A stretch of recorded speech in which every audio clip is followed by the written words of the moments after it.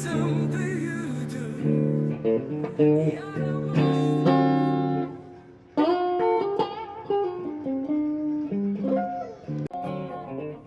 Evet sevgili dostlar, merhabalar.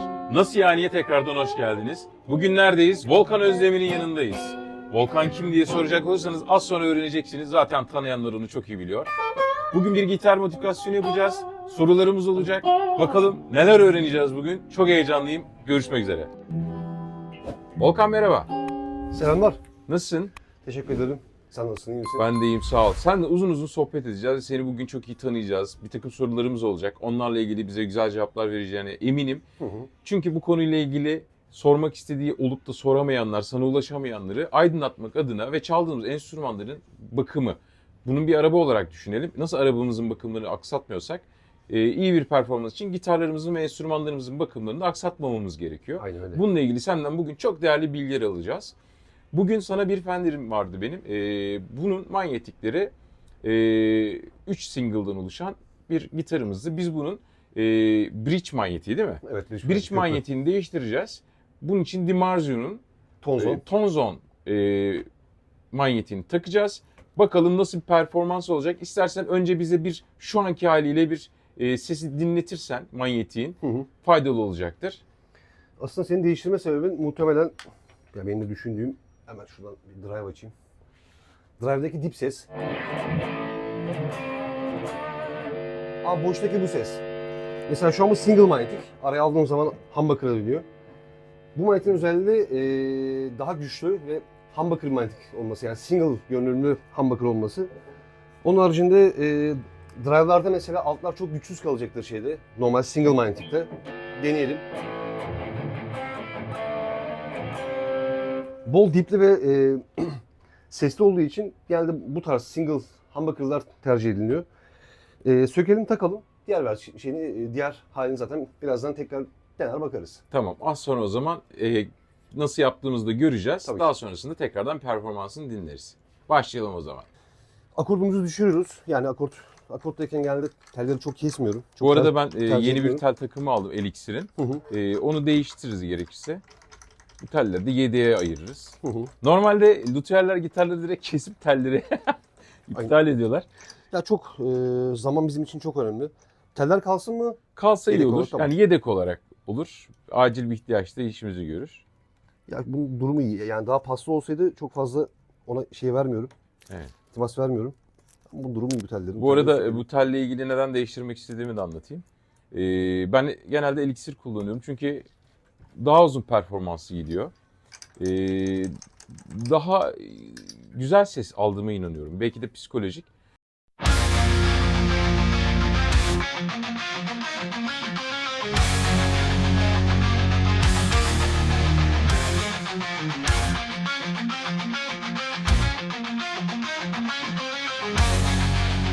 telleri kırmadan, yani eğer yedek kalacaksa kırmadan uçlarından tutarak topluyoruz.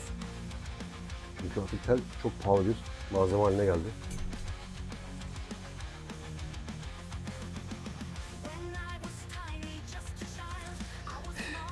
Bridge manyetini değiştireceğiz. Önce bir iki kartımızı söküyoruz.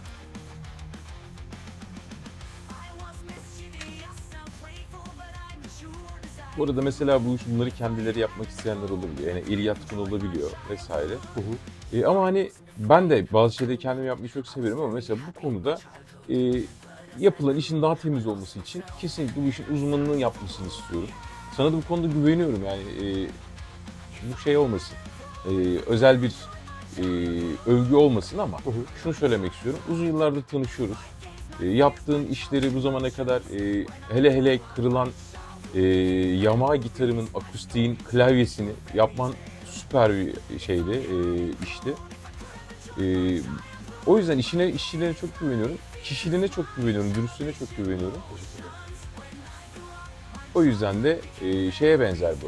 Yine hep otomobil örneği vereceğim ama Evet. otomobilin yağını suyunu değiştirirsin ama parça değiştirmeye geldiği zaman ya da daha teknik ince işlere girdiğin zaman bu işi servislerin yapması her zaman daha güvenli ve doğru olduğunu düşünüyorum. Çok daha doğru. Yani bazı işlemler yapılabilir yani. Bu değişebilir.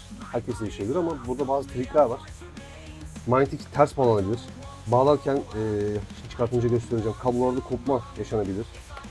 Yanlış bağlantıyla ters faz dediğimiz farklı bir ses alabilirsiniz. Yani doğru ses bir işte araya aldığınız zaman çok güçsüz bir ses alabilirsiniz. Yani çok fazla şey var. Tri var. Ama tabii ki herkesin yapabileceği bir şey. Ama tabii ki bilen birisinin yapması çok daha iyi olur. Kesinlikle. Ben bu araları böyle müzikler koyacağım.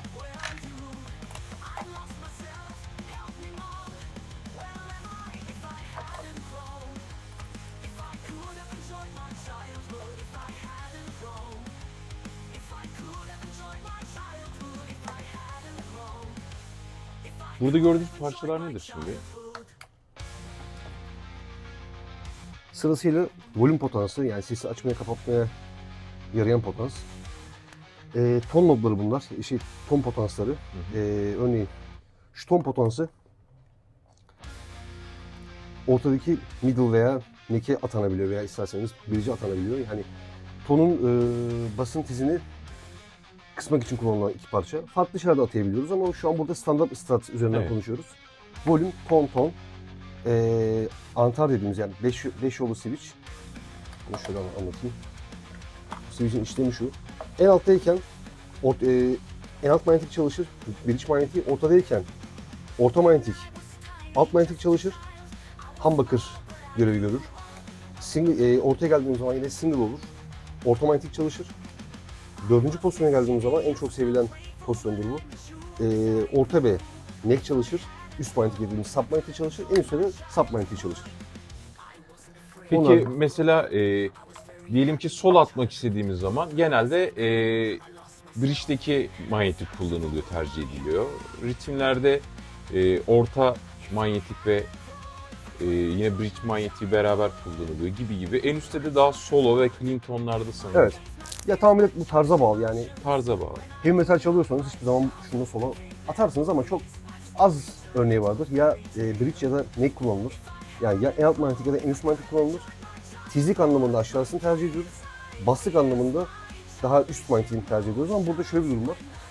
Blues veya pop çalıyorsanız bu her türlü yeter. Yani dip sesli bir drive istiyorsanız yine olacaktır ama gain'i yüksek, gücü yüksek, bası yüksek bir ton istiyorsanız daha çok işte bu şu an takacağım humbucker tarzı bir manyetik takmak gerekiyor. Şu olabiliyor.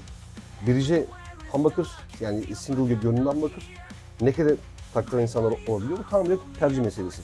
Tarz meselesi. Tarz ve tercih meselesi.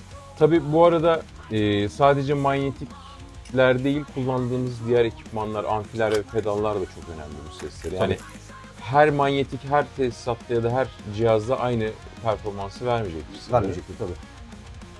Yani mesela gösterebilirsem burada büyük bir amfi var Marshall. Bunun verdiği bas hacmiyle 10 wattlık bir herhangi bir başka bir markanın dijitaller hariç eski usul bir amfinin vereceği güç aynı olmuyor.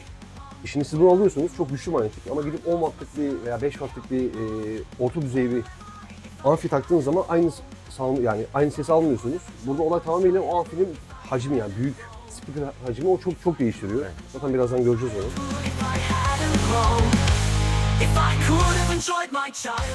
Bu manyetiğin 4 ucu var. 4 kablodan oluşuyor. Canlı uç dediğimiz sıcak uç bu. Yani ana ses buradan gidecek.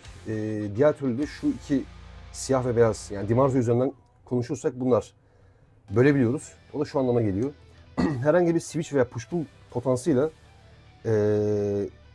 çekmeli veya indirmeli potansla manyetiğin yarısını kullanma şansınız oluyor. Yani hem single hem de humbucker kullanma şansınız oluyor. Biz onu şu an yapmayacağız. Biz yapmayacağız. Zaten sadece orayı bir humbucker sound'una çevireceğiz. O yüzden normal en alt pozisyondaki switch'imizde buradaki o drive seslerini daha kuvvetli bir şekilde alacağız. Ve bu arada bu manyetin dip sesle ilgili avantajı var diye düşünüyorum. Evet.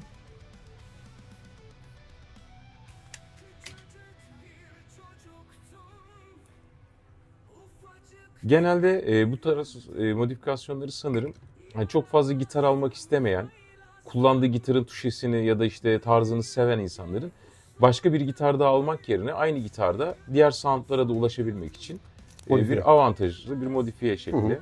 Kesinlikle öyle. Ve %100 sonuç sağlıyor.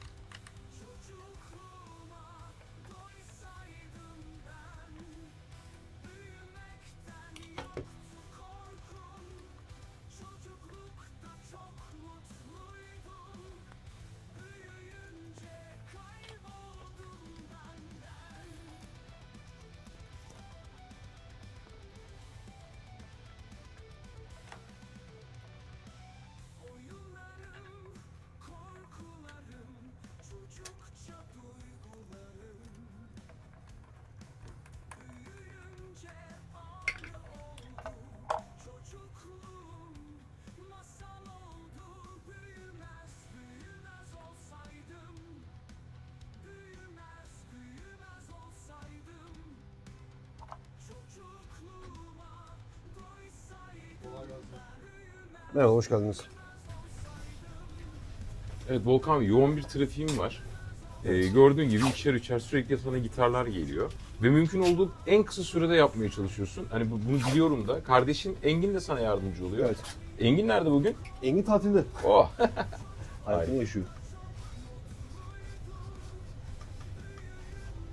Üzerlerini etiketliyorsun bir karışıklık olmasın diye. Yani bunlar sahneye gidecek olan insanlar, o yüzden önceliği alıyor. Yani gerçi herkes öncelik veriyorum da, ama yani bir konser durumu veya büyük gruplar gelince ister istemez öne almak zorunda kalıyoruz. Çünkü onların da şeyleri çok yoğun. Kendi... Pardon, geliyorum.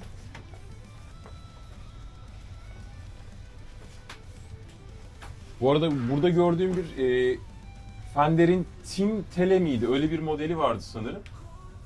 Ona benzer bir gitar var burada. Bu senin kendi tasarımın sanırım. Yani kendi yaptığın gitarlardan biri sanırım. Onu yeni yaptım. Spor oyuncusu Ali abi var. Ali Ece. Onun için yapmıştık. Evet. Yani bitmek üzere. Son işlemleri kaldı. Rengi harika bu arada, bayıldım. Evet, onun çok sevdiği bir renk o. Gerçekten çok güzel bir renk. Bu aslında baktığımız zaman bir Gibson, aslında daha doğrusu Les Paul tarzı bir switch kullanmışsın. Çok- Ton ve volümden oluşuyor sanırım. Kırma bir gitar aslında o. Yani yine aslında az önce konuştuğumuz konu, onda da şey olacak. Push pull dediğimiz o bahsettiğim aç kapa tuşu, yani şurada olacak. Evet. Onun vasıtasıyla Mindkit'i ikiye böleceğiz. Çok yönlü bir gitar olmuş Tabii, olacak. çok yönlü. Bunun içi boş. Teamline dediğimiz Evet. akustik sanatları çok daha güzel alabileceğimiz bir gitar. Bir volüm, bir ton var üzerinde. Hard steel köprü var üzerinde. Evet. İki humbucker kullandık. Yani normal tele şeyi kullanmadım. Şu switch'ten kullanmadım. Evet. Les Paul tarzı kullandım. Biraz kırma bir gitar. Birçok Evet. sound'a almak için avantaj olacak. Hayır, bunlar. çok güzel görünüyor. Tebrik ediyorum valla. Ellerine sağlık. Teşekkür ederim. Gövde ve rengi muhteşem görünüyor. Ve klavyeleri de kendin yapıyorsun galiba, değil mi? Klavye Birdseye dediğimiz kuş gözü. Bir... Oradaki her şey zaten bizim yapımımız. Gövdesi maun. Ön tarafı da flame yapıl.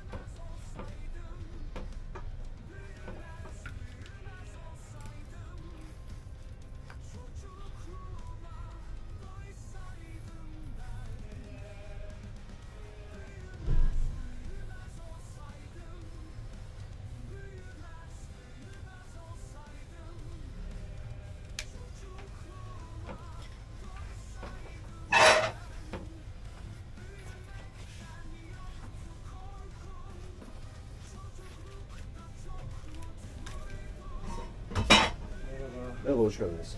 Benim gitarım vardı, onu alacağım. Neydi gitarın? Toprak hattı bu. Yani bu kısım toprağı sağlıyor. Burada canlı uç demiştik. Bu da ayırdığımız single veya humbucker veya seri paralel için, farklı kombinasyon için olan kablolar. Bunların ağzını kapatmak zorundayım, yoksa eğer temas ederse sorun yaşarız. O yüzden bunları plastik makaronla kapatıyorum ki garanti olsun. Bunu bantlayan arkadaşlar var. Ben bantı çok sevmiyorum. Biraz garanticiyim ben. Orasını körledik mi? Aynı öyle körlüyoruz. Ya bunlar daha sonra sorun olmasın yapılan işlemler. Yoksa dümdüz de yapabilirsiniz ama 3 gün sonra gitar garip sesler çıkartmaya başlayabilir ondan sonra. Biz de çünkü çok riske almayı sevmiyoruz bu tarz şeyleri.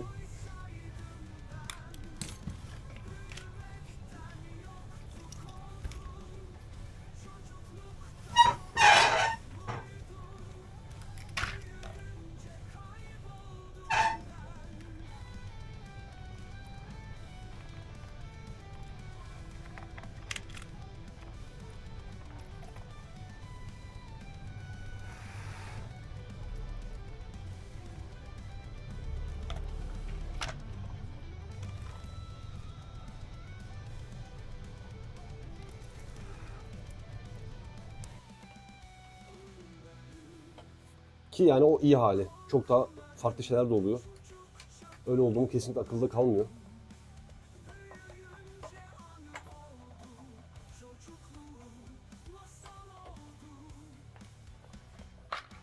Şimdi burada şöyle bir durum var.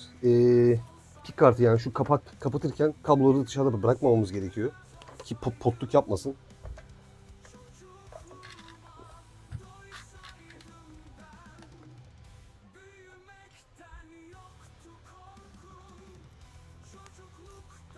Şimdi burada şu an takıldı. Hiçbir sorunumuz yok. Kapağı da kapattık. Hemen bir deneme alalım.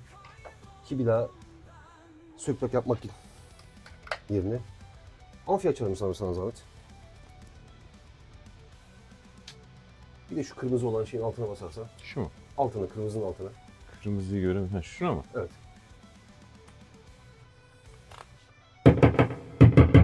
Şu an çalışıyor. Hiçbir sorun yok. Zaten buradan bile ne kadar baslı bir ses geldiğini direkt anlayabiliyoruz. Tamam, bu amfiyi kapatabilirsin. Bir telleri de Şimdi telleri alacağım. Aslında telleri şu an takayım. Şeyleri takmadan, vidaları takmadan. Belki orada bir ihtimal bir ters faz durumu olabilir. Ters faz durumu olursa hepsini sökmek zorunda kalmayacağım. Teli takalım, oradan devam edelim. Senin eliksirlerle ilgili görüşün ne? Ya elixir güzel bir tel. Ama tabii ki uzun ömürlü. Çok büyük avantaj. Ama tabii ki herkes her zaman avantajları konuşuyor. Dezavantajları da var. Tabii Nedir dezavantajı? gitardan gitara bu değişiyor. Mesela bunun üzerindeki fretler nikel. Evet. Bu malzemenin cinsi daha çeliğe yakın sert bir malzeme. Malzeme paslanmıyor. Zor deforme oluyor. Fakat o paslanmadığı için yaklaşabilirsin. Bak buradan gösterebilirim. Şu erimeleri, bozulmaları elixir yapıyor. Eğer fretler çelik olsaydı bunu konuşmazdık. Ama burada nikel her şey. Peki biz bu fretleri çeliğe çevirebiliyoruz değil mi? Öyle bir imkanımız var mı? Tabii ki.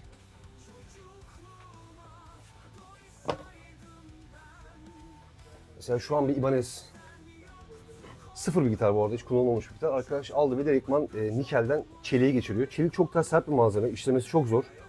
Ama uzun ömürlü. Yani bir darbe gelmediği sürece veya siz kasıtlı olarak bir şey kesip bir şey yapmadığınız zaman son derece uzun dönem kullanabiliyorsunuz. Yani elixirle çelik fret anlaşabiliyor. Sorun olmuyor. Anladım.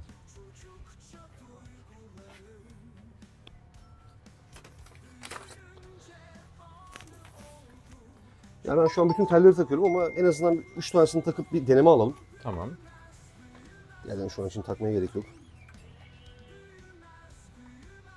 Hatta bir tanesi bile bize yetecek şu an. Şu anki kombinasyonda bu gitar artık hem hard rock, hatta belki heavy metal, Her şey çalınır. jazz, blues. Doğru ton alındığı sürece ve bunlar doğru işlediği sürece her ton alınır. Amfi isteyeceğim sana. Amfi açar mısın sana zahmet? Bu zaten bildiğimiz tondu. Akort demiyorum, herhangi bir ses üzerinden gideceğim. Bir bozuk ton yok. Herhangi bir volüm düşüklüğü yok.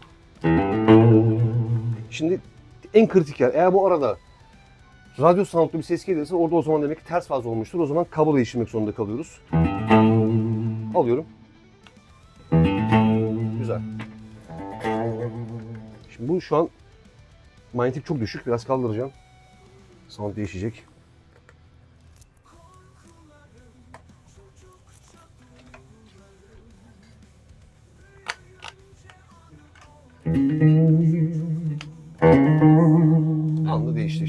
Humbucker'ın farkı bu. Niye şeyleri takmadım vidaları? Eğer o az önce bahsettiğim sorun olsaydı her şeyi sökmek zorunda kalacaktım. Şu andan itibaren komple bütün telleri takıp devam edebilirim. Tamam. Amfi kapatıyorum.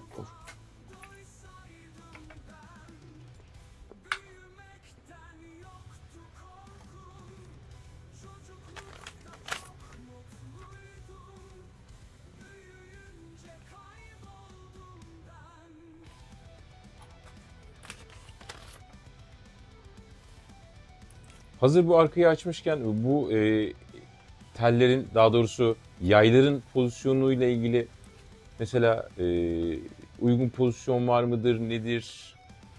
Ola ki mesela şöyle olabiliyor. Bazen akort sisteminde, yani arkadaşlarımız akort ederken ya da başka bir akort düzenine geçerken köprümüz ya da float rose kullanıyorsa o aşırı bir yükselmeye neden oluyor. Belki burada bir küçük müdahale etmesi gerekebiliyor. Ne yapmasınlar? Hiç ellemesinler mi? Ya ben kendim şahsen gelip sana tam ayarlarını yaptırıp kendim konforla kullanmak istiyorum. Ama ola ki senden çok uzaktalar ya da böyle bir imkanları olmayan arkadaşlar ne yapmamalılar? Anlatayım. Ton bloğu, yani tonun yayların tuttuğu blok diye geçiyor. Ton bloğu. Spring yayları, yani tremolo veya float yayları bunlar.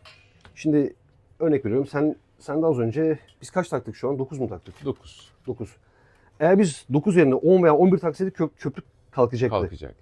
Veya tam tersini söyleyeyim. Bunun üzerine 11 vardı. 9 taktık. Ya sap geriye gidecekti ya da float eğer veya şey diyeyim, tremolo eğer kalkık kullanıyorsan, işte yarım ses, bir buçuk ses, bir ses, dyne pump tarzı bir şey yapıyorsan onun için kullanılan kısım aşağı düşüyor. Şimdi buradaki en büyük sorun, insanlar herhangi bir yerden tel aldığı zaman üzerindeki telle aynı olduğunu düşünüyor. Halbuki ölçerek yapmak daha doğru. Mesela örnek veriyorum, bana bakım yaptırdınız, 10 numara takıldı. Hep 10 giderse çok uzun bir dönem belki de tansiyon oynamayacak, ama 10 takıp ben 10 taktım, benden 2 ay sonra siz 12 ve 13 takarsanız veya 11 takarsanız hem yaylar oynayabiliyor hem de köprü oynayabiliyor. Yaylarda da insanların en büyük hatası şöyle yanlış, ya ben bunu farklı bir iş için kullanıyorum. Mesela yay için kullandığımız tam şu buraya oturması gerekiyor, bu ağza. Ağza oturmayan bir tornavida kullanıldığı zaman, düz veya yıldız ağızda, burayı bozuyorsunuz. Orası bozulduğu zaman bunlar değişmek zorunda kalıyor. Tabii ki bu işlemleri insanlar yapabilirler ama doğru malzemelerle yapılırsa hiçbir sorun olmaz. Evet.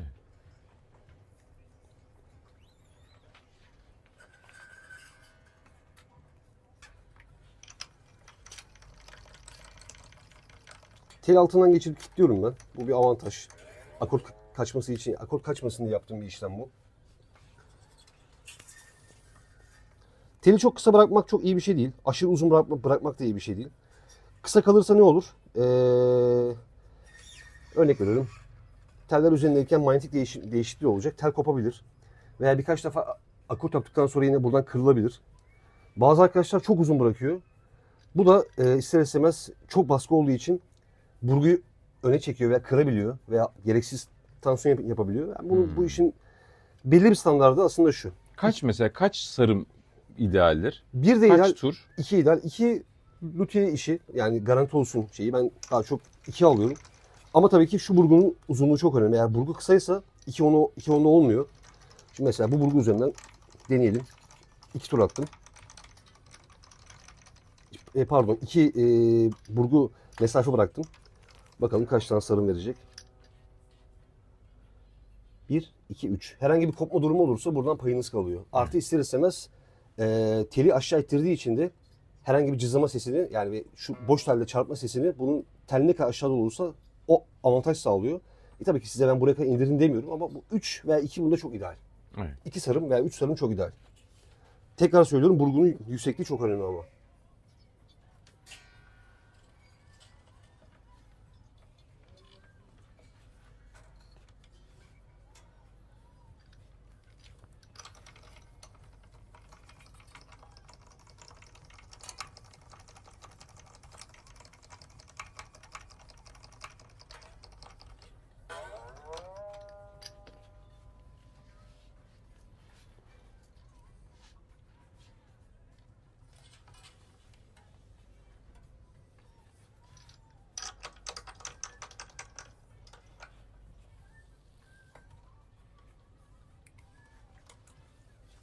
Mesela oradaki o metal parça ne işe yarar? Lazım mıdır? Genelde hep stratlarda görüyorum ben bunu. Sting 3 diye geçiyor. Aslında onun en güzeli hiç konuşmadan ne işe yaradığını göstereyim ben size.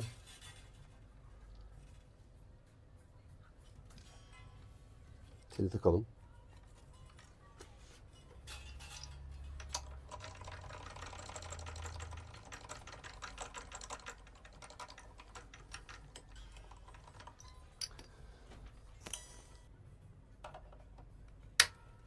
Tam dibinden mi kesiyoruz? Tam dibinden kesiyorum. Ya farklı sistemler var ama ben en güzeli bu benim için.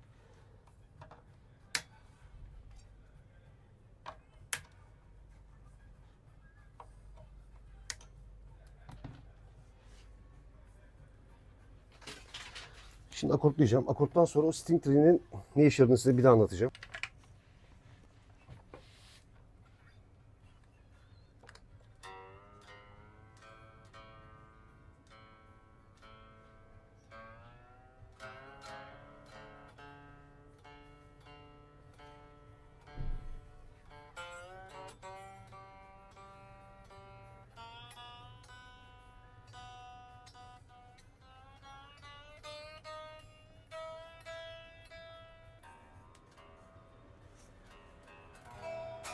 Mesela az önce bana sorduğunu yayla ilgili bir şeyden bahsetmiştik az önce. Evet. Tercihen mesela şunu kullanıyorsan, şu tarz hareketler. Harmonik şekilde değil mi? Bunları kullanıyorsan bunun kalkık olması iyi bir şey. Eğer kullanmıyorsan geriye tırmak gerekiyor. Mesela bunun olmasını istemeyen herhangi bir gitarda şunu yapıyoruz. Yayları sonuna kadar getiriyoruz ya da ekstra yay ekliyoruz. Ama sen zaten bu şekilde kullandığın için ekstra bir şey yapmayacağım.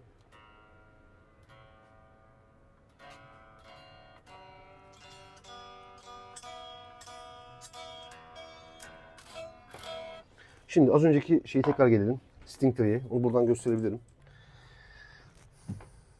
Şimdi burada bir ortalama bir açı alırsak 2 milim, özür dilerim, 2 santim civarı bir açı var burada. Daha doğrusu bir düşüklük gözüküyor şu an. 1,5 santim civarı. Şimdi bu tel aşağıya basıyor. Tel bastığı için herhangi bir sorun olmuyor. Mi teli. Re telinde de sorun olmuyor. Re'de ve sol'de de şu an sıkıntı yok. Ama ilginç şekilde Si ve Mi'de sıkıntı var. Şimdi şu kafanın eğimi ne kadar aşağı gelirse tel o kadar bastıracağı için şu malzeme ihtiyacımız olmuyor. Sur gibi diğer farklı süper stratlarda şu boğum, yani şu kısım daha da aşağıda. Baskı ne kadar fazla olursa telde herhangi bir titreme veya oynama olmuyor. Şimdi mesela bunu şöyle göstereyim. Sting 3 burada ne işe yarıyor? Bakın boş telde vuracağım şu an Si teline. Hiçbir sorun yok. Mi'de akortlu. Şimdi Mi'ye vuracağım. Mi'de baskı olmadığı için Mi'ye bakalım bir. Bakın ses bozuluyor. Evet, bir cızırdama. Bakın hatta şu an attı. Çünkü niye? Baskı istiyor. İşte o baskıyı bir 50 yapayım. Bakın hala yapıyor. Şimdi baskı 50 yapacağım. Yani bu aslında tansiyonuyla ilgili. Hem tansiyon hem de kafa açısı yüzünden. Yani o kafa açısı eğer çok yüksekse mecburen Sting 3 oluyor. Kafa açısı eğer düşükse Sting 3'e ihtiyaç olmayabiliyor. Evet. Şimdi altına alacağım bunu. Şu an Mi'de. Hiçbir sorun yok. Olması gereken bu. Bu arada 11 vida 12 vida muhabbeti var. O nedir? O Picard'ın yapısına bağlı. 11 olan var, 9 olan var, 7 olan var. Yani Vintage, model ona göre değişiyor. Çok ekstra bir şey değiştirmiyor. Ha, potluklar olabiliyor. Ben her zaman modernden yanayım. modernden yanız. Kendi şahsi düşüncem o. Yani vintage gitar severim ama Picard'da modern her zaman daha güzel oluyor bizim için. Çünkü Picard ne kadar aşağı oturursa ses kaybı, malzeme yamulması, bunlar daha aza iniyor. Avantajlar bunlar. Picard modifiyesi de yapabiliyoruz. Tabii istersek. yapılıyor. Yani sen mesela eğer bana bir humbucker'la gelseydin, şimdi örnek vereyim.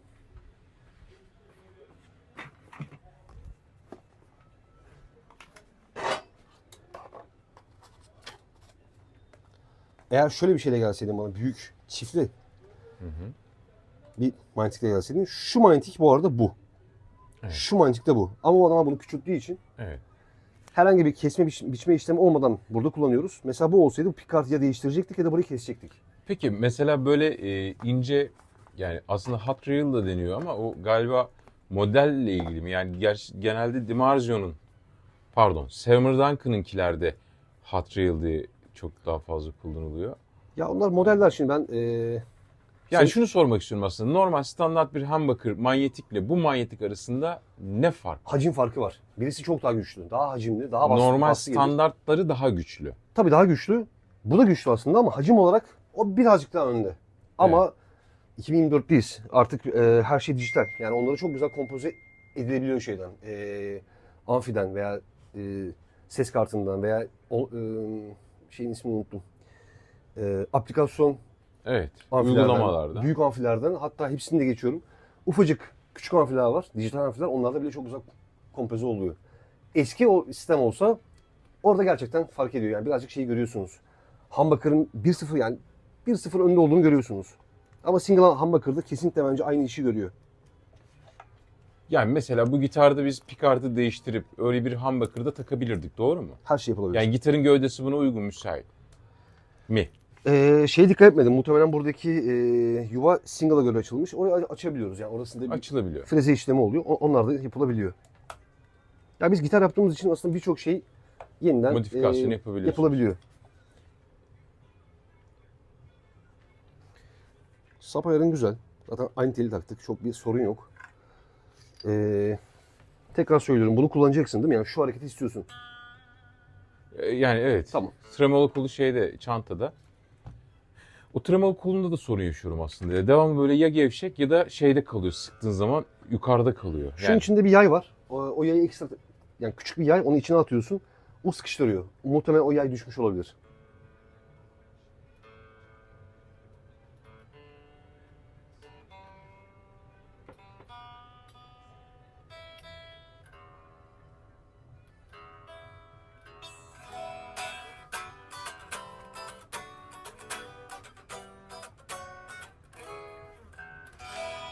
Sesini duyalım mı? Duyalım. Önce bir arka kapağımızı kapatalım. Çünkü burada işimiz bitti. Usta vida arttırdın mı? Bir de arttırmam ya. Ama arttıranlar var maalesef. Hani Ben derler ya, genelde- iyi usta vida arttırır diye. Ben genelde ekstra veriyorum. O zaman iyi bir usta değilsin sen. Galiba öyle.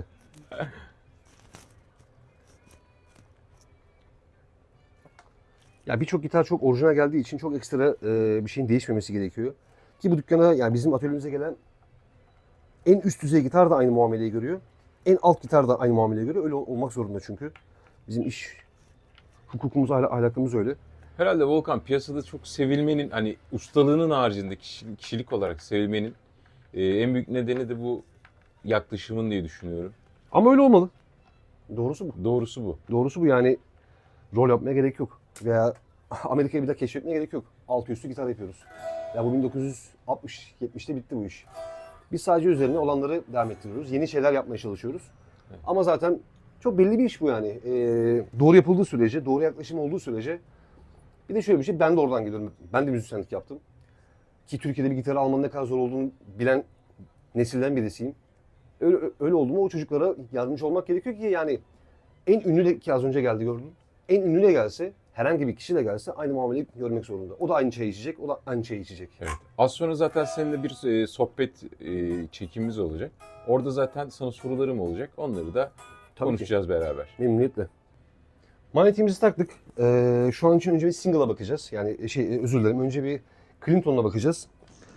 Alışık olduğumuzdan başlayayım. En üstten zaten bu vardı. Zaten bir kere dipten anlıyoruz nasıl bir dipten geldiğini. Yine aynı pozisyon. Ortaya geliyorum. Şimdi yeni takılan manyetik, humbucker ve ortadaki single çalışıyor. Hala dip var. Şimdi humbucker'a geliyorum. Dip anında kesiliyor işte. Evet. İlk konuştuğumuz konu buydu. Diğer bütün tonları duydunuz. Bir de şimdiki tona bakın. Süpersin. Daha nasıl diyeyim, daha sert bir ton geldi doğal olarak. Çünkü humbucker daha sert bir manyetik. Şimdi bir de şeye bakalım. Drive'daki haline bakalım. Evet, alabilirim. Şimdi yine en baştan başlıyorum. Dip sesini göreceksiniz.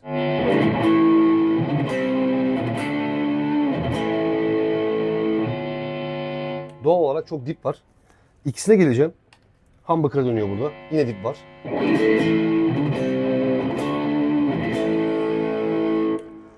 Ortadaki single yine aynı dipi verecek. Şimdi ikisine geliyorum.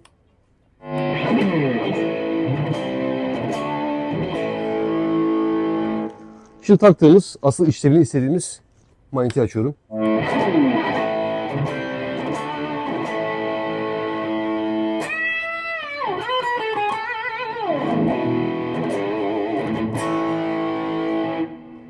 Şu dip birazcık geliyor şu an.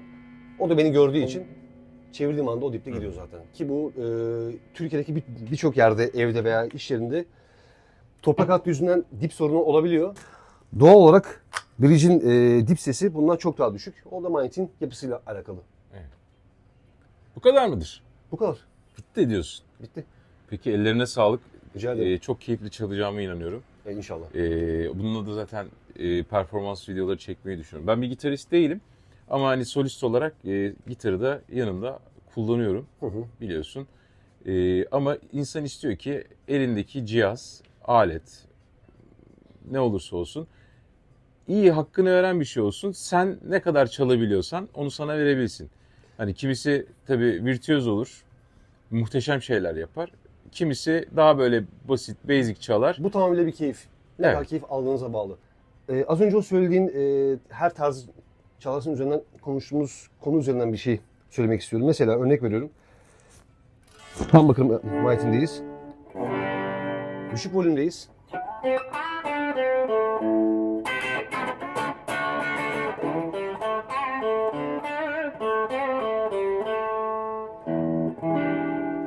Böyle bir ton da alabiliriz. Aynı manyetiği drive'ını açarak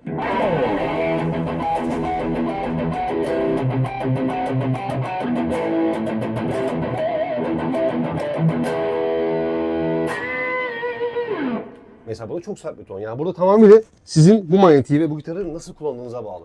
Burada ton ve volüm, özellikle volüm çok önemli. Volüm çok önemli. Aynı zamanda amfi çok önemli. tuşa çok önemli. Dediğin gibi En amfi önemlisi çok o zaten. önemli. Evet. Bahsettiğim o. Yani istediğiniz kadar süper gitar yaptırın veya yapın. Burada bir herhangi bir istediğiniz şey buradan gelmiyorsa gerçekten buradan çıkmaz. Ya ben Çıkmıyor. genç izleyicilerimiz aslında şunu söylemek istiyorum. Herkes çok iyi enstrüman, çok iyi araba, çok iyi alet, çok iyi bilgisayar, çok iyi telefon almak istiyor ama ne kadar amacına hizmet ediyor? Bir, ikincisi sen bunu ne kadar kullanabiliyorsun? Kesinlikle Hani öyle. gidip de bugün 150-200 bin liraya bir gitar almak seni sadece egonu tatmin etmekse alma. Almak istiyorsan paran varsa al ama çok iyi bir gitar almak seni çok iyi bir gitarist yapmayacak. Maalesef öyle, doğru. İyi çalarsan Ama şu da var, hiçbirimiz Schumacher değiliz. Herkes araba sürüyor. Hiçbirimiz araba bir F1 pilotu gibi sürmek zorunda değiliz. Değiliz. Yani bu algı zaten bir kere çok yanlış. Gitar aldın, çok iyi çalman lazım. Bence keyif al. Keyif almak en güzeli. harika. Güzel Kesinlikle mesaj. böyle yani. Evet. Peki. O zaman bir sohbete geçelim bakalım. Neler dökülecek senden? Kahve- Ne dertlerin var dinleyelim. Kahve içelim. Kahve içelim.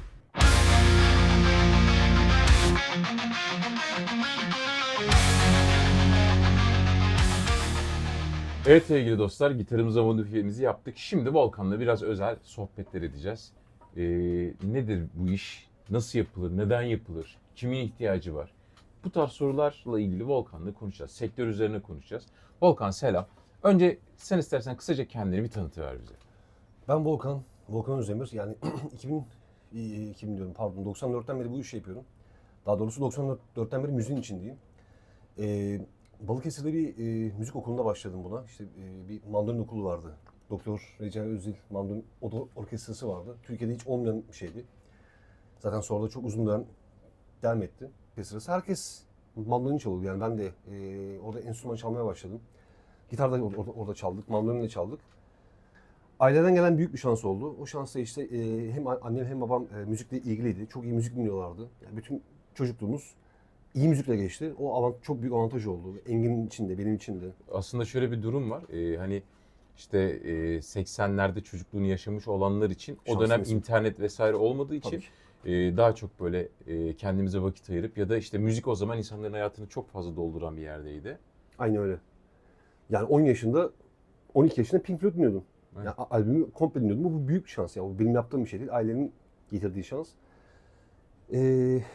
Balıkesir'den sonra işte okuldayken herkes çalıyor. Aile de öyle. Herkes çalıyor. Dedim ki ya birisinin tamir etmesi lazım. Çünkü Balıkesir çok yokluk olan bir yer bu konuda. Yani bugün var ama 94'te, 95'te, 98'de herhangi bir enstrüman tamiri yapan bir insan yoktu. Ki çok sorunlu bu insanlar için.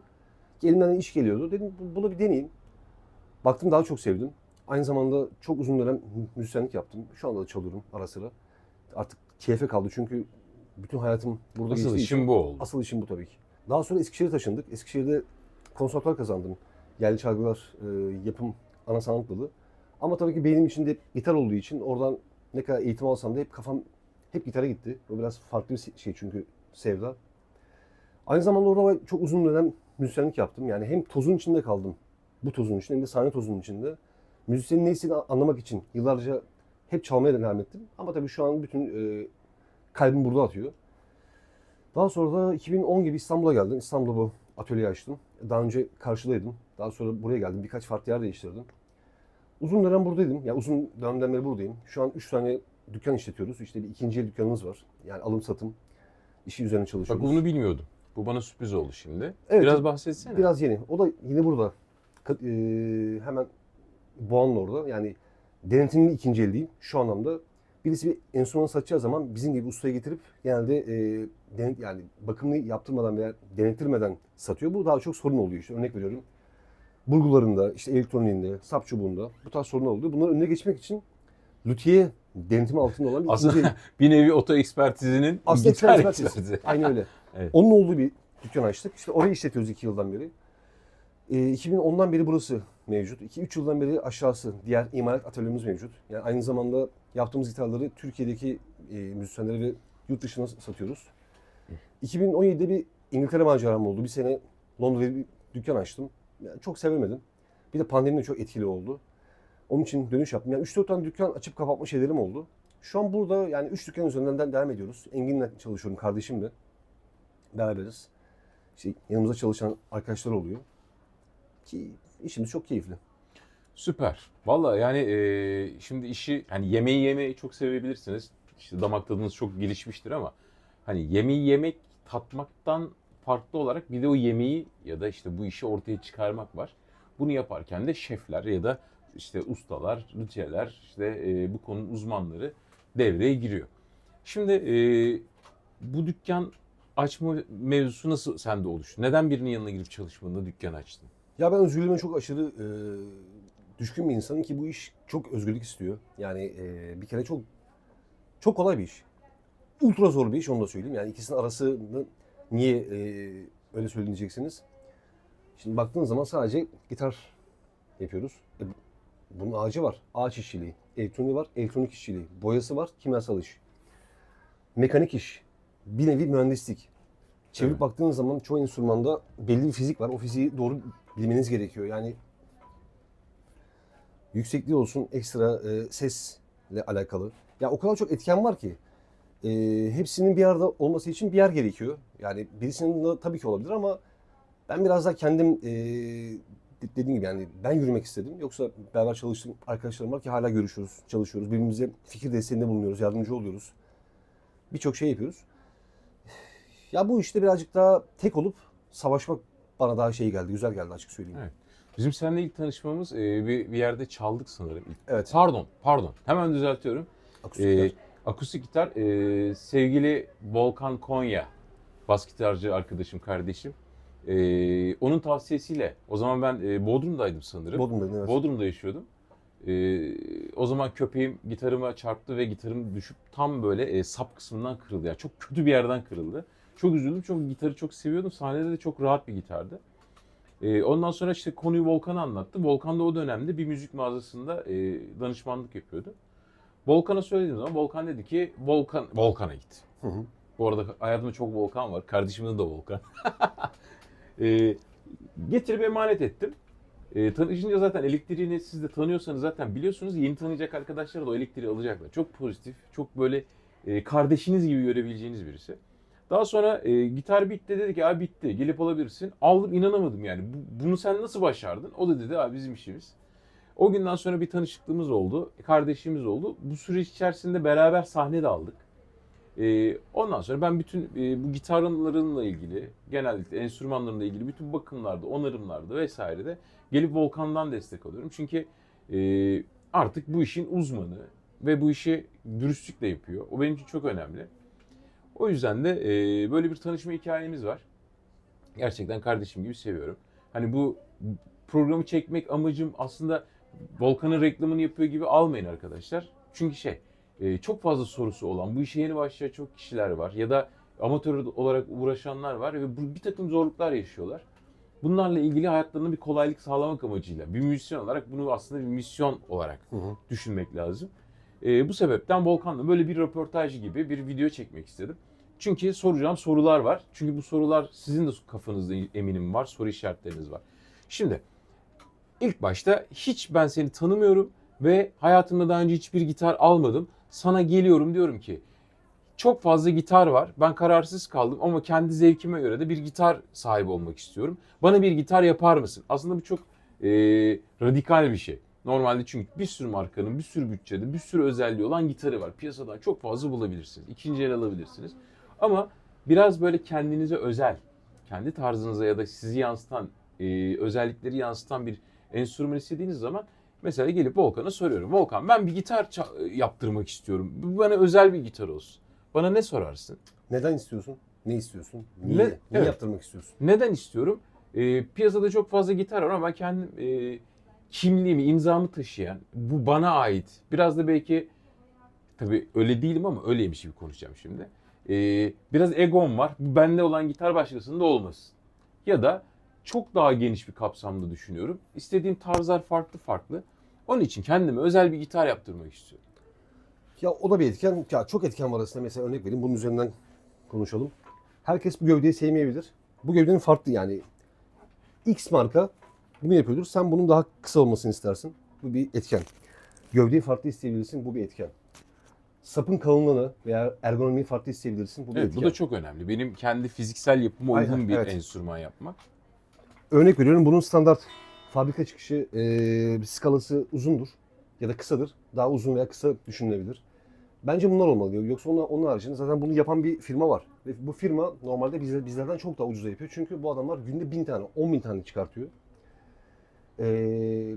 Birisinin bize bir şey, yani bir enstrüman yaptırmasının bence sebebi şu olmalı. Kesinlikle ilk başta ergonomi, istediği özellikler, belki hayal, istediği bir hayalin şeyini yaptırabilir. Renk olarak o kodda, şimdi bizim yaptığımız enstrümanları custom shop firmalara yaptırdığınız zaman bizim verdiğimiz fiyatların 4-5 katını veriyorlar. Çünkü onların normal CNC bandında olmayan bir işlem bu. Evet. Doğal olarak adamlar Sizin için standartın özel dışında bir olduğu üretim için yapıyorlar. aynı öyle. İşte custom shop'lar bunu yapmak istediği zaman senden 4-5 katı daha fazla para isteyecekler. Dediğin gibi, çünkü özel bir tasarıma, imalata giriyor. Peki bir şey soracağım. Şimdi diyelim ki ben böyle hani fiziksel özelliklerimi biliyorsun. Biraz iri bir adamım. Parmaklarım da biraz, elim büyük ve parmaklarım kalın. Mesela bana önce şundan başlayalım. Gövde olarak ne tavsiye edersin? Neyi Bu arada beğenmiyorum ne çalıyorum onu Evet. ona. Genelde pop, daha doğrusu geniş yelpazede, hani çok sert tonlara gitmeden işte rock tonlarında ve pop soundlarında parçalar çalıyorum. Ya görüntü olarak zaten düşündüğüm zaman o tarz bir müzik düşünen bir insana tabii ki bu da olur ama işin içine pop girdiği zaman bunda pop çalmak çok rahat olmuyor. Yoksa çalınır. İmaj olarak da çok Her etkili. gitarla her şey çalınır. Onu ben her zaman arkasındayım. Yani burada konu bence tamamıyla şeye çıkıyor. Superstar'a çıkıyor. Yani Superstar veya Süper Strat. Strata örnekler verirse Ibanez var. Ibanez çok güzel örnekleri var. Sur var. Sur var. Stratlar var. Fender Stratlar. Ya belli bir formda olduğu için birçok şeyi çok rahat çalabilirsiniz. Biraz az önceki yaptığımız gibi modifiye olursa her şey çalınabilir. Hani az evvelki canlandırdığım karakterde radikalim dedim ama o kadar da değil. Çok uçuk bir şey istemiyorum. Evet, bir Super Strata'm olsun. Bunun gövde ağacı olarak ne tavsiye ediyorsun? Tercihe bağlı. Maun olabilir.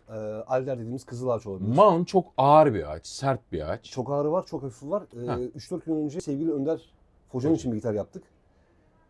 Ağırlığı anormal derecede düşüktü. Headless bir gitar yaptık. İçi de boştu. Yani şöyle söyleyeyim. Taş atlasa yarım litre sudan biraz daha ağırdır. Onu ilk defa duydum. Hani hafif bir Çok Maun. hafif yaptık tabii. Evet. Onun rezonansı ya da işte sound'u Yakında nasıl? paylaşacağım zaten. Şey olarak içi boş olduğu için daha böyle yumuşak tonlar aldık ondan. Okuma dediğimiz Mahon'un farklı bir türü diyeyim. O tür ağaç kullandık ve çok hafif ve çok aşırı derecede vuran bir ağaç. Akoju falan farklı ağaçlar da var. Şimdi daha ağırları da var, daha hafifleri de var. Ya orada ben tamiri kişi ne istiyorsa onu yapıyorum. Peki Çok ağır isteyen de var çünkü. anladım. Ağır olmasının avantajı nedir? Ya sustain olarak tabii ki etki ediyor ama ne kadar etki ediyor ben o konularda biraz daha radikal düşünüyorum. Çünkü ben sana en ağır ağacı da yapsam, en hafif ağacı da yapsam sen dijitale bağlıyorsun. Ekipman. Ekipmanda her şey çok Ekipman. değişiyor. Doğru söylüyorsun. Manyetikte her şey çok değişiyor. Tabii ki bunlar çok etken ama yani şu an hep aynı şeyi söylüyorum. Herkese de söylüyorum. 2024'teyiz. O öyle bir kanallardan geçiyor ki o sesi alman çok yani o sesi ayırt etmen, o sustain tabii ki önemli. Ama yani dijitale girdiğim her şey çok değişiyor. Sound değişiyor. Peki Mahon var, Alder var, ıhlamur Ihlamur var. var. Başka Nasıl neler dediğimiz- var? Diş budak dediğimiz ağaç var. Eş olarak geçiyor. Eş, diş budak. Hı hı. Yani çok ağaç var. Yani bu dörtlü en çok kullanılan ağaçlar. Peki en çok böyle hani sen şimdi bir usta olarak iyi bir gitar yapmak istiyorsun. İşte her tarzda da uysun istiyorsun. Biraz da hafif olsun istiyorsun. Mesela neler istersin? Hangi ağacı? Senin tercihin ne olurdu? Bana ne önerirdin? Şu gitarı bana verme şansın var mı mavi? Mavi. Bunu Çok yeni güzel bitirdik. gerçekten. Yine hafif bir gitar. Az önce de bahsetmiştik. Bunu çok sevdiğim bir abim için yaptım. Ali Ece, spor yorumcusu. O çok gitar çalan bir insan ama çok farklı gitarları var. Les Paul'ü de var. Ona daha önce yaptığım Jazz Master da var. Kendisinin Strat'ı da var. Mesela bu hiç onda olmayan birkaç özelliği şey yapan bir gitar. Taşıyan bir gitar. İşte az evvel sorduğum aslında bu amaca uygun karakter yapılan bir buydu. gitar. Evet. Kendi tarzına uygun, isteklerini dile getiriyor ve sen de ona uygun bir gitar yapıyorsun. O zaman bu gitar üzerinden gidelim. Buna benzer çok gitar var görüntü olarak ama mesela Mesela bunda gövde olarak ne kullandın? Ağaç olarak. bunda Alder dediğimiz kızıl ağaç var. Hı hı. Arada Fleet'in Genelde hangi markalar tercih ediyor bunu? Strat'ın çoğu yani Fender'in çoğu modelinde bu vardır. Evet. Dünyadaki çoğu gitarda bu vardır. Üzerinde tap var. Tiger Bir kapak. çok güzel bir Tiger flame yapılı bir ağaç var. Sapı Birdseye yani arkası düz akça ağaç, önü Birdseye dediğimiz kuş gözü. Hı hı. Aslında hastalıklı bir ağaç bu. Ama o hastalıklar zaten bizim hoşumuza gidiyor. Bu desenler. Benim gitarımın üzerinde klavyesinde de var bu tarz şeyler. Onda da Böyle var. lekeler gibi. Evet. Çok ufak onda da var. Mesela böyle bir tane aynısı var. Siz gördüğünüz zaman aynı istiyorsunuz ama aslında burada çok farklı şeyler var. Şu pozisyonlar hazır bir gitarda rahat olmayabiliyor. Biz orayı alttan kat açabiliyoruz. İşte o benim o zaman işte fiziksel yapıma Kesinlikle öyle. adapte edilebiliyor. Mesela kalınlık bunda 40, birçok gitarda 46'dır, 45'tir bu bir etken. Kalınlığı ve tutuşu etkiliyor. Haricinde mesela aynı gitar Fender'de bir model var veya farklı gitarda model var. 648 dediğimiz tel boyunu kısaltıp 630'a çekip daha da rahatlatabiliyoruz. Bunlar etkenler. Mesela birisini yani bir ustaya gitar yaptırılacaksa bu özellikleri böyle yaptırılmalı. Yoksa zaten bu aynısı var. Az önce de yine konuşmuştuk. Burada nasıl bir şey denedik? Nasıl bir kombinasyon? Bir volüm koyduk. Bir ton koyduk. Burada push pull var. Push pull çekilince bunlar single. Manyetikleri ayırıyorsun birbirine. Aynen öyle. Onlar değişecek. Buraya tele veya strat için düz blade switch de koyabilirdim ama bu bana çok daha güzel geldi. Yani şuradayken bu çalışıyor. Ortada ikisi çalışıyor. En üstte de bu çalışıyor. Evet, tercih meselesi. İçi thin line, boş. Harika. Rezonansı Rezonans çok etkiliyor. Çok sert tonlar da alabilirsiniz. Tabii ki ultra high gain'lerden tabii ki alınır ama feedback yapabilir. Daha sert tonlar da alırsınız, daha yumuşak tonlar da alırsınız. Ya bunun burada olması bununla illa caz çalacaksınız anlamına gelmiyor. peki Alder dedin gövdeye. Alder evet. Alder. Peki klavye olarak bana ne tavsiye edersin? Ya zaten orada çok fazla alternatifimiz yok. Ya çok alternatif var Aslında da. cins olarak sormayayım ben sana da. Radius'u diyoruz mesela. İşte Mesela radyus çok önemli. Eğer şiret çalan birisi ise daha düz bir radyus verilebilir. Yani şiret daha süratli şeyler seven bir insansa daha düz bir radyus yapıp telleri aşağı çekebiliriz. Hı hı. Çok eski yani vintage şeyler istiyorsa 9.5 7.25 radyuslar daha yuvarlak radyuslar çekip daha kalın sap yapabiliriz. Hı hı. Daha şiretçiler için daha ince saplar yapabiliyoruz. Onun haricinde asimetrik dediğimiz böyle başlayıp yan biten saplar yapabiliyoruz. C başlayıp D biten saplar yapabiliyoruz. İşte bunları herhangi bir firmada customer girdiği anda korkunç rakamlar çıktığı için bize daha çok bu yüzden enstrüman yaptırılıyor. O zaman sen aslında bu tarz butik işler yaptırmak isteyenler için bir fırsatsın yani. İmkansın daha doğrusu. Ya evet doğru. Çünkü dediğin gibi bunu Bizim gibi ustalar şeyi bu. marka bir firmaya yani piyasada çok fazla bilinen markalardan birine özel olarak yaptırmaya kalktı. Sanki Türkiye'de bunlar zaten bildiğim kadar imalatı zaten yok. Yok. Yurt özel dışından yapıyorsunuz. gelecek, özel gelecek. Çok büyük bütçeler gerekiyor.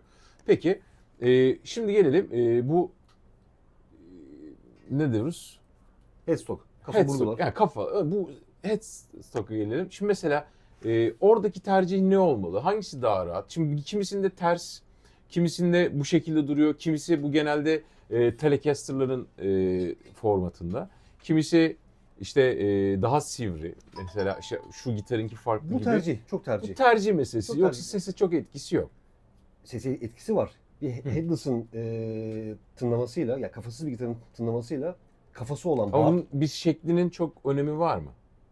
Şekilde yani şimdi çok şekil büyüdükçe rezonans biraz daha artar. Mesela ben geldim senden böyle bir gitaristin sapını dedim ki bunun PRS gibi olsun. O olabilir. Hiçbir şey. Ya Var da zaten şu an normal piyasada. Strat gibi olsun ya da Ibanez gibi olsun. O tarzlarda olabiliyor. Ama bunun uzun olması etkiliyor dedin Tabii değil mi? etkiler. Hı. Etkiliyor. Peki gelelim burgu meselesine. Burgular mesela duyuyoruz kilitli burgu işte ya da böyle Akor Ha. kaçmaması için birkaç trik var. Eşik iyi olacak. Yani kötü bir eşik teli sıkıştırdığı için akor kaçırabiliyor.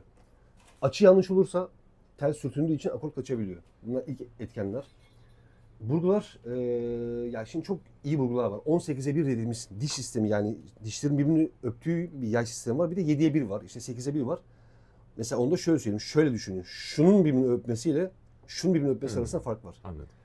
İşte o yavaş tur dediğimiz burgular daha akort stabilitesi için iyi oluyor. Köprü çok önemli. Roller bridge dediğimiz burada ve burada üzerinde yuvarlak olan bridge'ler var. Bunlar tel mesela ben çekiyorum. Örnek verdim. O bentte tel oynadığı için akor kaçmıyor. Bunlar hep avantajlar. Şimdi yani ben normalde çalarken ya da bu zamana kadar deneyimlerimden çıkardığım bazı şeyler var. Ben Floyd Rose'u çok seviyorum ama akort kaçırması, tel değiştirmesi ve kullanımın hani o beceriye sahip olmak gerektiğini düşünüyorum. Biraz zaman gerekiyor onun için. Evet hani çok mu lazımdır? Güzel olabilir ama kullanabilene. Yani bir Ferrari'niz var 60'tan yukarı gidemiyorsunuz. Hiçbir yere çıkamıyorsunuz. Niye Ferrari oluyorsun? Gerek var mı? Önemli olan güvenli sürüşse. Performans diyorsan ona göre tabii. Çok gerekli aslında müzikal tarzda gerekiyor. Ben şirret müzik seviyorum. Şirret müzik çalıyorum. Yani dediğim gibi süratli müzikler seviyorum. Metal dinliyorum. Metal çalıyorum. O kola, o dime bomb'lara, yani şu hareketle düşürdüğünüz sesler bizim yaptığımız müzikte var. Seviliyor. Ama bir funk veya blues olan bir insanın flöt olsa bir herhangi bir ihtiyacı olmuyor. Evet. O yani two point dediğimiz köprü sistemleri var. Burada var mı şu an? Örnek göstereyim size. Şu an burada yok. O two point'ler de aslında bir nevi flöt gibi. Onlarda da ileri geri yapabiliyorsunuz. Benim gitarın üzerindeki gibi mi? O- Yani öne doğru geliyor ama hafif de arkaya gidiyor. O Onun- da telin yüksekliğinden kaynaklanan gergiden. İçten herhalde. oyuklu olan kısımları var. Yani iki bacak buraya değiyor. Flöt kadar geriye gitmiyor. Yani öne geliyor ama geriye gitmiyor. O mesela akort stabilitesi için daha iyi olabiliyor. Yani bir Floyd'u kullanmak kadar zor değil. Ama en güvenlisi böyle bir sabit köprü diyorsun. Güven demeyelim, tercih. Tercih. Tercih. Anladım. Yani Ya akort yoksa- kaçırma açısından. Çok iyi Floyd'lar var. Yani bizim Instagram şeyimizde de çok göreceksiniz. Yani sadece herhalde geçen sene bir 20-25 tane Floyd değiştirdik. İyi Floyd takıldığı zaman o takılan Floyd bir daha buraya en fazla bakıma geliyor. Yani bir daha o sorun için gelmiyor. Anladım. Şimdi X markaları çok iyi olmayan zamak dediğimiz kötü malzemelerden veya daha alüminyum Kötü bazlı aksamlar. malzemeler kullanıyorlar. Şimdi çelik bir Floyd Rose hiçbir sorun yaratmıyor. Veya güçlendirilmiş malzeme yapılan bir Floyd iyi eğer ayarlanırsa hiçbir sorun yaratmıyor. Peki. Ben geldim dedim ki işte bu tarz ya da bir işte Telecaster istiyorum, Strat istiyorum. Gövdede anlaştık, sapta anlaştık. Benim fiziksel özelliklerime göre de yaptık. Sonra rengine, kozmetiğine de baktık. İşte elektronik kısmına baktık. Hı hı. Her şey tamam. Peki bu işin imal süresi ne kadar? Ortalama 2 ayla 3,5-4 ay arasında bir süre tutuyor. Tabii şeye çok bağlı yani. Çok farklı bir alet yaparsak O biraz sürebiliyor. Ama genelde 3 Ama ayda teslim ediyoruz. standartta 3 ay gibi bir 3 ayda sürede teslim ediyoruz. teslim edebiliyorsun. Peki gelelim en can alıcı nokta. Bu işin maliyeti ne kadar? Bugünün şartlarıyla konuşursak. Yıl 2024, Eylül ayındayız değil mi? Eylül'ü Evet. bitirmedik henüz. Eylül ayındayız. Ekonomi, enflasyon vesaire belli, hayat şartları belli, kazançlar belli. Bugün böyle standart bir gitar konuşalım. Ben dediğim gibi yine benim istediğim özelliklere yakın ya da onlara bağlı olarak standartlı bir gitar yaptırmak istesem. Yani ortalama iyi malzemeler kullanırsak 2750-3000 dolar civarı bir fiyat çıkartabiliyor. Anladım. Bunun içerisinde bütün aksamlar dahil mi? Tüm aksama ve her şey iyisi. Yani İyiyiz. kötü malzeme kullanmak istemiyorum. Yani tabii ki isteyen oluyor. Yani ilk başta bunu söylüyorum ama zaten bir şey yaptırıyorsanız güzel bir şey yaptırmak, yani bir gitar yaptırıyorsanız güzel bir şey yaptırmak, doğru bir tercihlerde bulunmak ki ben çok yönlendiriyorum, avantaj olur. Yani bunu bugün takıyoruz.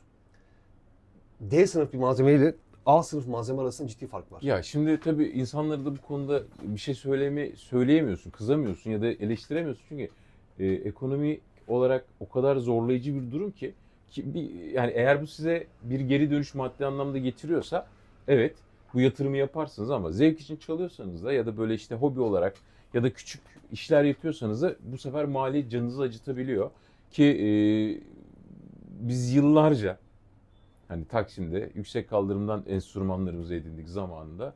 O zamanın bütçeleri de çok yüksekti bizim için. Çünkü aradaki şu yurt dışından gelme maliyetleri, ondan sonra işte çok fazla sirkülasyon olmaması, yani eskiden bizim yani benim gençliğimden bahsediyorum.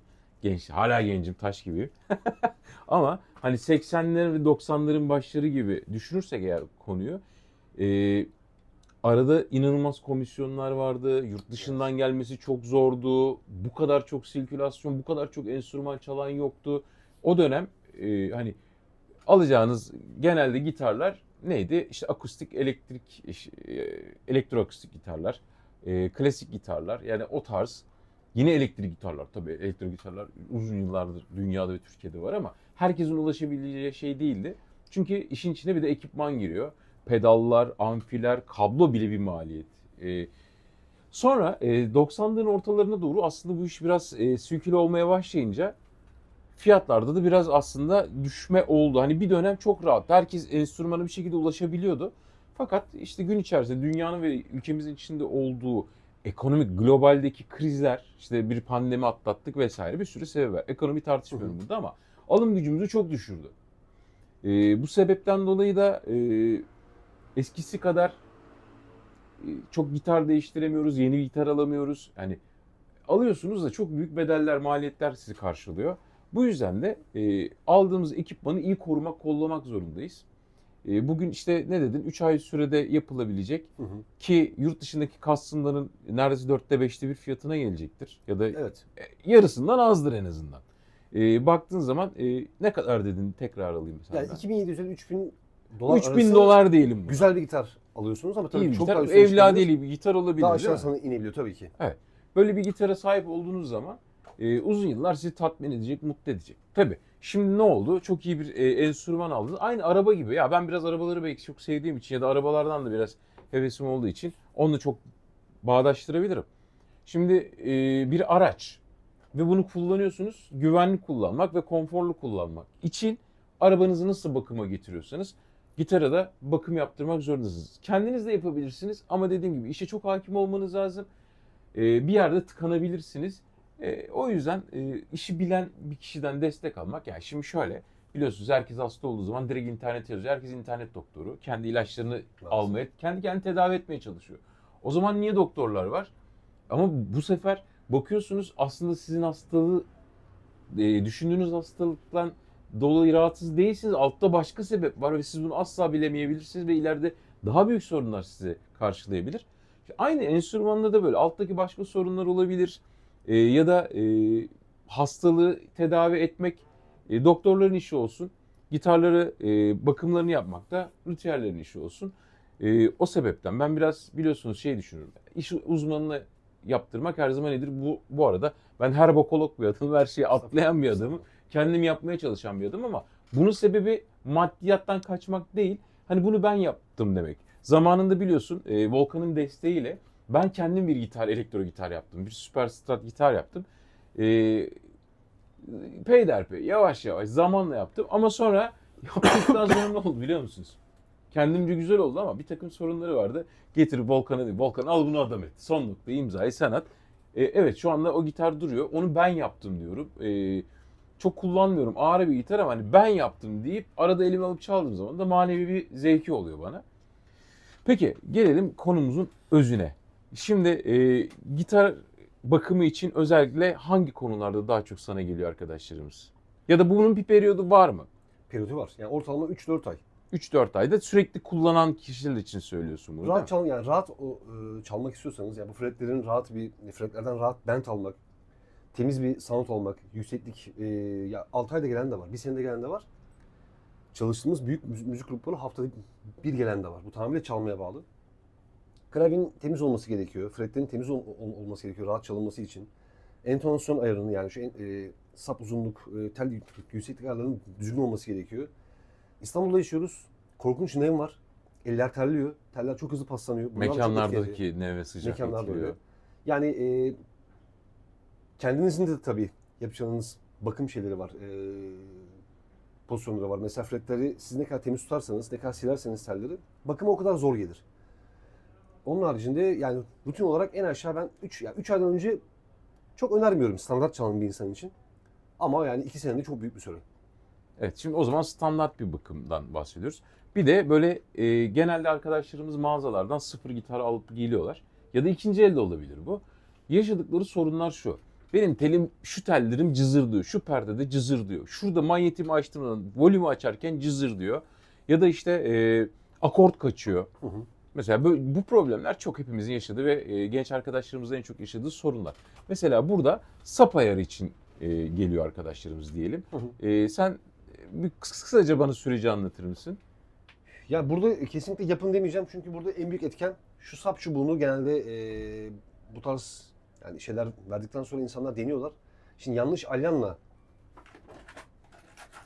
şu bahsettiğimiz sap çubuğu ayarı aletiyle yanlış yapıldığı zaman bu sap çubuğu bozulabiliyor. Hı hı. Veya buradaki vidalar diş yedirebiliyor. Süreci anlatayım ben. Teller sökülüyor. Yani az önce gerçi üzerine konuşmuştuk. Teller sökülüyor. Bir fretler önce bizim kendi sürecimiz 320, 500, 600, 800, 1200, 2000, 5000 Zımparalar. zımparalarla parlatılıyor. Daha sonra kadar büyük motorlardan geçiyor. Parlatılıyor. Polisaj gibi. Polisajdan geçiyor. Daha sonra klavye temizlenip sistre işlemi yapılıyor. Daha sonra hangi tel, hangi akortsa, çünkü çok fazla akortla çalışıyoruz. Yani mi çalan da var, do drop çalan var, si çalan var, la çalan var, re çalan var, re drop çalan var, open chord çalan var.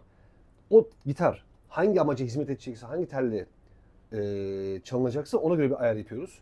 Teller takıldıktan sonra da sap ayarından sonra entonasyon ayarını yapıyoruz. O kadar yani bu işlem bu kadar. Aslında süreci çok uzun. Kısa geliyor ama biraz uzun bir süreçli bir işlem. Yanlış müdahalelerde bize çok sorun çıkartabiliyor. Peki arkadaşımız denedi ve içerideki çubuğu artık kullanılamaz hale getirdi. Onu yapmasa keşke. Keşke ama işte olabiliyor, heves edebiliyor. Peki diyelim ki sapı, o demirimizi mi, o demirimizin adı neydi? Evet. O aletin ismi yani şunun içinden geçen mekanizmanın ismi sap ayar çubuğu. Bunu kafadan bir alyanla bunu yapabiliyoruz. Şimdi elindeki alyan buna girmeyecek çünkü X mağazası yanlış müdahale ettiği için burayı bozmuş. Bunları evde tek başınıza denemeyin. Kamu spotu gibi. Ya bu Fender'in Meksika modeli 2011 model bir Strat sapı. Yanlış ayar yüzünden bozulmuş ama şöyle bir sıkıntı var. Kırık hem burada hem de burada. Bunu açmak için de arkadaki parçayı söküp yapmamız gerekiyor. Ama bunu şu an için tercih etmedi. Yeni bir sap istedi arkadaş. Mesela bu tarz aletlerde... Pardon çok özür dilerim. Tam aslında soracağım nokta oydu. Bunu geri dönülmez bir hale getirdiğimiz zaman işte belki çok büyük maliyetler çıktığı zaman ben yeni bir sap istediğim zaman bunu yapabiliyorsunuz. Tabii yapabiliyoruz. Veya sipariş edip herhangi bir sapı da revize edebiliyoruz. Revize edebiliyorsunuz. Peki en önemli şeylerden bir tanesi dediğim gibi sap aslında. Çünkü sapı yani klavye rahat değilse evet, bütün çabamız boşa gidiyor. O yüzden bu klavye çok önemli. En önemlisi burası. En önemlisi. Daha sonra elektronik aksamlar. Bunlar da arabanın motoru gibi. Modifiyeler yapabilirsiniz. Aynı şeyler çok farklı İstediğiniz- değiller evet, zaten yani. Performansınızı istediğiniz gibi Rengine kadar aynı bu ayarlayabilirsiniz. arada aslında konuştuğumuz konu. Evet. Peki şimdi dedik ki 6 ay en fazla geçirmeden bakıma gelin. Bu bakımları yaptın, ettin. Bugünkü aşağı yukarı bu işin maliyetini vermek ister misin? Tabii ki tabii. Yani bir standart bir fiyatın mı var? İşe göre mi Gerçi işe göre işe göre belirliyorsun. çok değişiyor. Yani ortalama standart yani tel hariç 1500 TL civarı bir fiyat çıkartıyor şu an bu ekonomide. Tabii ki fiyatları mecburen biz de revize etmeye çalışıyoruz ama yani biz arttırmak zorundayız ama şu anki ben de gençleri düşündüğüm için fiyat arttıramıyorum ama normaldeki bu işin fiyatları bunlar olmaması gerekiyor aslında. Ya ülkenin şartlarına göre şu an verebildiğimiz fiyatlar bunlar. Artı tel tutuyor. Yani yine bir ortalama 1500-2000 TL civarında gitarınızı çok iyi halde alabiliyorsunuz. Evet. Ha bunu yaptırmak zorunda mısınız? Şöyle bir şey. Hepimiz yemek yiyoruz. İyi yemek bize iyi gelir. Orta halde yemek işimizi görür, kötü yemek bizi zehirler. Evet, Ben doğru. buna her zaman bu örneği veriyorum. Evet. Peki senin anlatmak istediklerin varsa onu dinlemek isterim. Sektördeki zorluklar nedir mesela? Sektördeki zorluklar. Mesela şunu söylemek istiyorum. İstanbul'da yaşadığımız için söylüyorum. Aslında bu işi yapan çok bilinen arkadaşlar var. Var. İşini güzel yapıyorlar. Onun haricinde böyle merdiven altı yapanlar da var. O da çok fazla var. Var. Mesela bunlarla ilgili şu oluyordur. Kötü bir yerde yaptırıp gelip pişman olup sana gelip gel bunu düzelt dediği oluyordur. Bunu çok söylemek istemiyorum ama bu dükkanın bu kadar yoğun olmasının sebebi o yanlış müdahaleler yüzünden. Onlar yüzünden. Onlar çok etki ediyor. Ha benim işime mi geliyor veya gelmiyor mu tartışılır çünkü ben sıfırdan bunu veya herhangi bir bakımı sıfırdan yapma süremle onun bozduğu şey yapmam süre arasında tane- çok ciddi süre farkı oluyor. Bir ustanın lafını duydum ben bugün de onun gibi oldu. Hani onun aldığı para mı helal, senin aldığın para mı haram? Şimdi evet maalesef öyle. Peki sektörün zorluklarına geldik. Şimdi tabii mali olarak insanların zorlandığı bir dönem ama sonuçta bu işi de yapıyorsa bunu yaptırmak zorunda. Diyelim ki müşteri geldi, senden arızalan parçayı değiştirmek istedi. Mesela bu parçaları bulmakta ya da bu ağaçları bulmakta zorluk yaşıyor musun? 2010 ile 2024 arasında inanılmaz fark var. Artık her şey var. Yani bir insan ben bir şey yapamıyorum diyorsa ben sorunu ilk başta onu arıyorum. Çünkü artık her şey var. Hiçbir şey bilmiyorsanız bile internette de her şeyin şu an cevabı var. Doğru sitelerde. Bizim yani şöyle söyleyeyim. Burada gördüğünüz benim haricimde her şey dolar bazlı. Her şey. Yani burada gördüğünüz üzerindeki kıyafete kadar her şey bildiğin gibi Maalesef. dolar bazlı. Ama artık her şey bulunabiliyor. Artık her şey yani en zoruna bile bir şekilde Evet. ulaşabiliyoruz. Sadece ekonomik olarak farklı Aynen boyutları öyle. taşıyor. Peki böyle ya böyle de olmaz hani ya da ikna edemediğin bir müşteri çıktı mı hiç bu zamana kadar? Var mı anın ya yani artık saçı başı yolacağım dediğin bir müşterin oldu mu? Yani, İsim vermek ya da tabii o ki. şey değilse konuyu sadece olayı ya tabii ki oluyor. Yani isim veya kişi veya konu aslında çok söylemek doğru olmaz. Yani evet kesinlikle. ya bu ülkede herkes her şeyi herkesten daha iyi biliyor. Ama ben tabii ki herkesi idare ettiğim için konunun sonunda bu dükkandan mutlu çıksın. Çayımı Harika. kahvemi için mutlu çıksın. Benim Harika. için yani para değil benim ilk baştaki amacım zaten hiçbir zaman para olmadı. Buradan mutlu çıkması çünkü ya ben bunu okulunu bu yüzden okudum. Ya aslında bu bir nevi kutsal bir iş. En kötü gitar da olsa, en güzel gitar da olsa, en ünlü de olsa, en ünsüz de olsa aynı şekilde güzel verdiğin zaman onun günlük mutluluğu bize yetiyor. Diyeceksin ki sen kendi bunu nasıl söyleyeyim? Buna mı adadın kendini? Ama bu iş dünyada böyle değil zaten. Bu Türkiye'de bu şekilde işliyor. Şu an her şey çok ticari. Ama ya bu nitelik işi çok eskiden gelen bir işlem. Yani Bir şöyle kere düşünün. tam bir sanatkarlık yani Tabii çünkü şuradan- el emeği. Buradan buraya geliyorsunuz. Yani en ağaçtan buraya kadar getiriyorsunuz. Bunun içinde çok fazla yapılan işler var, komponentler var. Ben biraz da işin o kısmında olduğum için ya tabii ki bugün bir sürü merdiven altı günü kurtarmaya çalışan arkadaşlar var. Hepsine destek de olmaya çalışıyorum. Kızlıklarım da var. Yanlış işleri yaptıkları yüzünden. Ustalarım da var. Arkadaşlarım da var. Herkes sonuçta bu işten para kazanıyor ama bu iş normalde enstrüman tamir etme işi değil. Bu lüthiyelik çok başka bir işlem. Evet. Yani yapmak farklı bir şey arasında. Tamir etmek kolay. Onu herkes yapabilir. Yapmak daha zor bir işlem. Üretmek, Üretmek farklı. ruh katmak. Tabii şimdi yani herkes gitar yapıyor. Herkes yapabilir. Ama şuradan akan ter buraya değdiği zaman zaten onu anlıyorsunuz. Yani işin sonunda o anlaşılıyor. Yoksa herkes yapabilir gitar yani. Çok zor Her değil. işte aslında böyle değil mi? Kesinlikle. Her iş için geçerli bu. Evet Volkan, sen de bugünü burada geçirmek çok güzeldi. Gitarıma verdiğin Teşekkür emek ederim. için, destek için çok teşekkür ediyorum. Rica ederim. Arkadaşlarımıza da dediğim gibi önemli umarım bilgiler vermiştir. Çok teşekkürler tekrardan. Rica çok ederim. sağ olasın. Ben her zaman buradayım. Bu arada yerini de tarif edelim. Volkan Kadıköy'de. Aslında sen daha net anlatırsın belki. Çünkü çok tarif ettiğini düşünüyorum. Ya Her gün 1000 defa herhalde. Kadıköy'de eskiden şey vardı, şu an mahvettiler sağ olsunlar. Rex sineması vardı. Evet. Çocukluğumuzun en güzel yeri. Hemen onun bir üst sokağındayız. Yani şu an Barlar Sokağı olarak geçiyor. Cafer Ağa Mahallesi, Hacı Şükrü Sokak. Hemen sokağın içinde. Zaten sokağa gelince full gitar sesi olduğu için hemen anlaşılıyor nerede Evet. olduğumuz. Bu işi sadece maddi olarak tabii ki yapıyoruz ama çok destek şeyinde olduğum için zaten bunu da çok söylemeyi de sevmiyorum. Akıllara bir şey takıldığı zaman her zaman destek olmaya çalışıyorum. Zaten sürekli sana gelen telefonlardan ve kapıya gelen Öyle olmalı arkadaşlardan ama. görüyorum. Öyle olmalı. Yani sadece iş maddi değil, biraz da manevi destek de lazım. Öyle olmak zorunda. Evet. Çünkü bu yıllarca bu ülkede yapılmadı. Herkes yanlış enstrümanlar çaldı. Yanlış yerlerde yanlış paraları, yanlış gitarları aldılar. Kandırıldılar. Bunlar olmasın diye yani bir nevi savaş veriyorum. Ama bu benim keyfim. Yani garip bir keyif gelecek ama yardımcı olmak da farklı bir keyiftir bence. Evet, bu başka bir ruh, başka bir psikoloji. Evet, biz şimdilik bu kadar diyelim. Bu arada nasıl yani kanalımızda aklınıza gelen sorular varsa, yorum da olabilir, yanlış anlattıklarımız varsa düzeltmek isteyebilirsiniz. Ya da sorularınız olabilir, önerileriniz olabilir. Bunlarla ilgili alttaki yorumlara lütfen yazın. Biz de en kısa sürede sizlere bunlara cevap vereceğimize, döneceğimize ben kendi adıma söz veriyorum. Sizleri seviyoruz biliyorsunuz. Ne yapıyorsunuz? Tabii ki videoların devam etmesi için beğeniyoruz, yorum yapıyoruz, takip ediyoruz, öneriyoruz. Size şimdiden çok teşekkür ediyorum. İyi ki varsınız. Sizi seviyoruz. Hoşça kalın.